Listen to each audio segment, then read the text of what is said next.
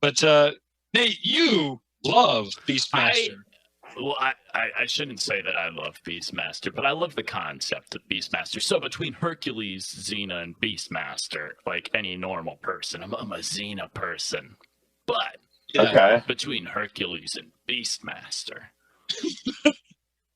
obviously Yeah. Beastmaster wins. You're a Beastmaster I'm a fan. Beastmaster fan. Do you know why? Why? Beastmaster is harder show to watch. Now I have family ties to the show Beastmaster. I've been, What?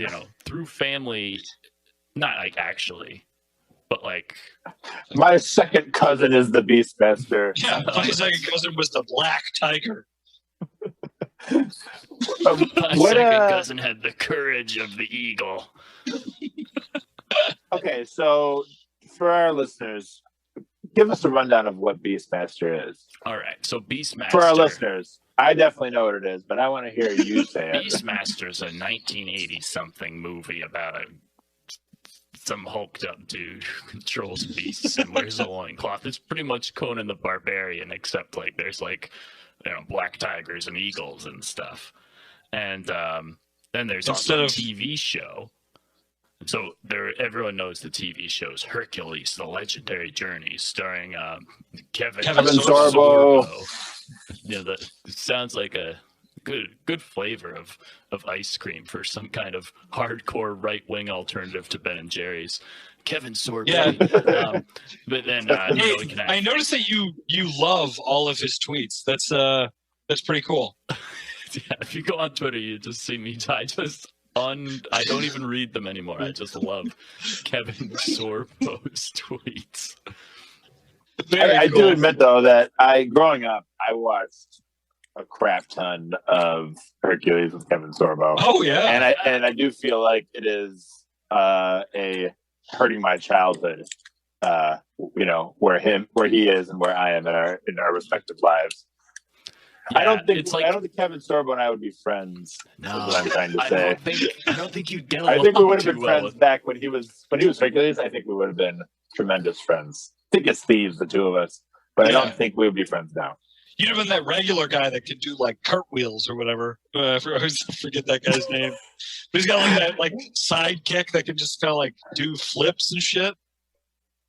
Yeah, it's so in all of these shows, there's beefy main character and less beefy sidekick. So Xena has her Gabrielle, Hercules has his cartwheel guy, and then the beefy Beastmaster is Dar, the Beastmaster, and it's pretty much the exact same thing. It's scantily clad, super rippled people running around on syndicated television in a Sunday afternoon, and it's like kind of like sad to watch because it's not good. Dude, what do you think it's like to work on those shows? Because they have to know it's pure drivel. They have to know, and then they just have to be like, well, I don't want to think about that. Time to do some more pull-ups. Time to do some more push-ups. Take a little more PEDs. Yeah, do you think it would be a major scandal if it turned out that Dar, the Beastmaster, was, juicing? No, I think that's how Hollywood gets so yoked. They all juice. It's It's like there's no like, it's not like sporting events where like there's like there's like a committee that has to do that stuff. It's just like get as ripped as you can get because we want to make $10 million. But why are we so mad that sporting athletes do that? But the people that we pay the most for their feats of strength, we don't allow PEDs.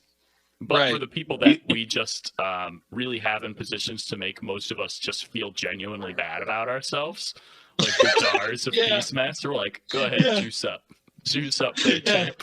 Go ride a tiger. You think it's because all of the historic icons of the sport, they didn't have the access to these PEDs. So like, it's not fair. If we had access to them back then, we would have done them all, and all of our records would be still holding. Babe Ruth on steroids. Think about how many dingers that guy would have. Yeah, I don't know. I mean, I do think that there's something to be said about like history, but like,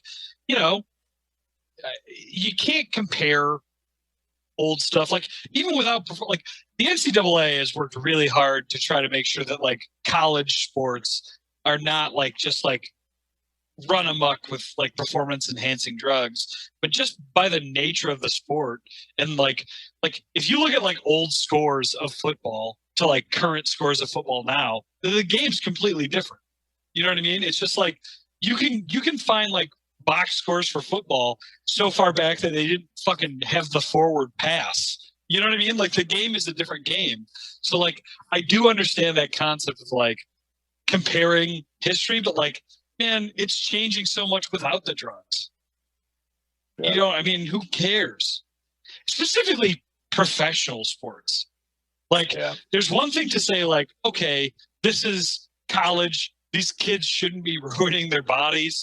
But like, as soon as it's like, yeah, we gave that guy $5 million to be the best QB in the world. It's like, yeah, if I'm getting paid $5 million a year, you can bet that I'm going to try to stay doing that as long and be successful as I can, as long as I can.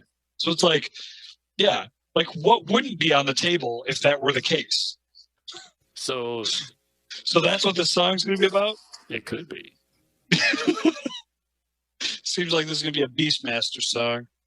The finale of season 1. And you know what? That's okay, because this should be a gift that we're giving to Nate. We're giving Nate as much freedom as he wants with this song.